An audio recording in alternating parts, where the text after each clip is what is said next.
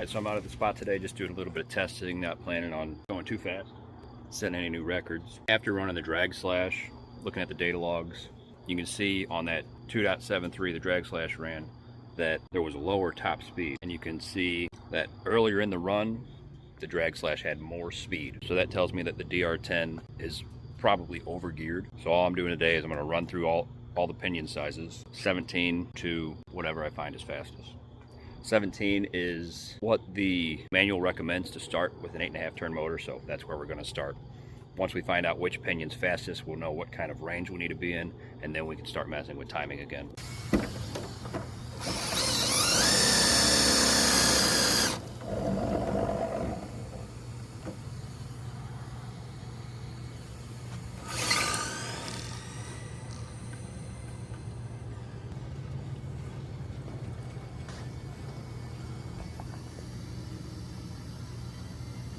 mph at 3.64. All right, 18 tooth pinions in. Let's see what it does.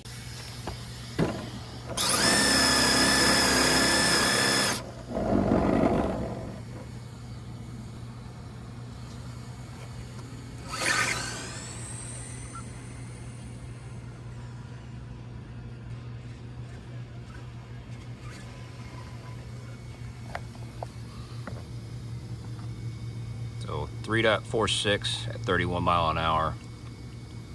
Pretty good acceleration right there. But let's swap out the pinion, see what we get.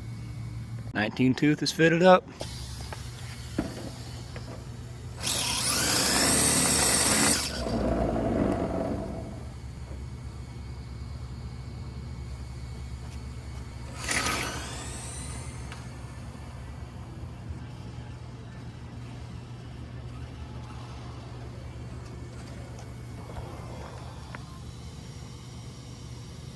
.3 at 33 mph.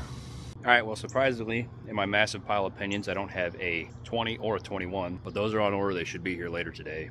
It's also supposed to rain, but I'm hoping that I can make it out tomorrow morning or Monday morning. I do want to say this is pretty enjoyable.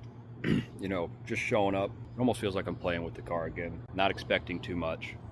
Not trying to attempt a personal best. Just out here doing RC stuff. It's great. Alright, so I'm back home after those couple passes.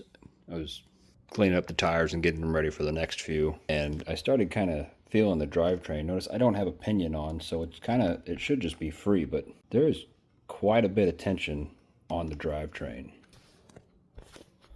So I'm going to tear it down and see if I can figure out where that tension's coming from, because it should be loose. Yep, whole diff leaked and everything's caked in 500K, making it all sticky. Alright, so I got everything taken apart, cleaned it up. The anodizing didn't like the ultrasonic cleaner, but it's loose now. Probably gain a 1/10 of a second.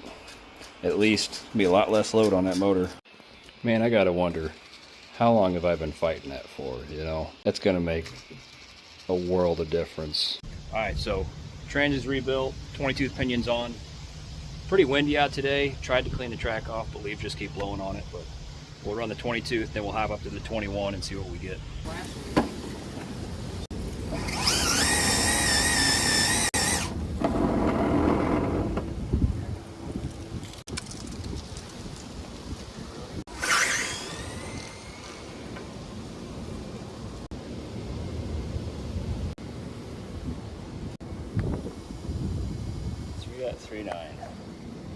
Alright, so we got a 3.39 at 34 miles an hour. And then with the 19 tooth pinion, we ran a 3.3 at 33 miles an hour. So the 19 tooth pinion is faster on acceleration, but not on the top end. Let's throw the 19 back on. Alright, so the pinion swapped out to a 19 tooth. I'm running 12 degrees of boost timing and 42 degrees of turbo timing.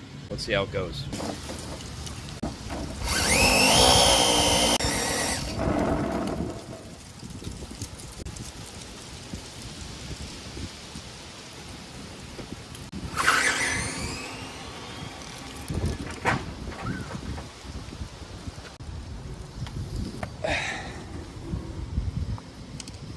.52, baby.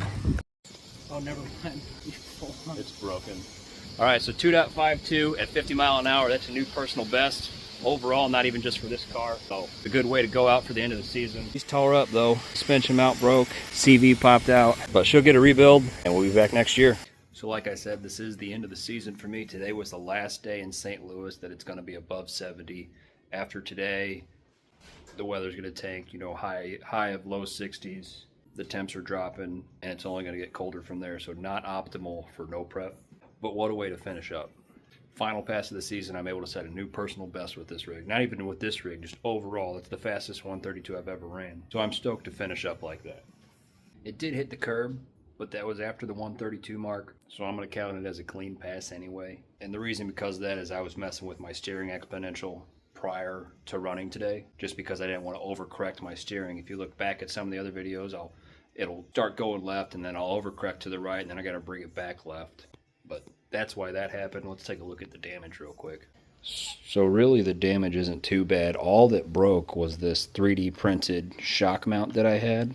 The light bar came unglued, and the ESC came unglued, and then the dog bone popped out on the diff. But other than that, going through the whole car, everything else looks good. But I do like this shock mount, so I am going to get another one of those on order. And then it's going to sit on the shelf probably all winter, and then come time to start back up next spring, we'll redo all the fluids, all the gaskets, all the seals, and get it back on the track, pick up right where we left off. The body also took a bit of a hit, but we're going to start with a fresh body for next season. So thanks for following this build so far, but just because winter's on the way doesn't mean I'm done with RC for now. We've got a new project on the way, so stay tuned for that.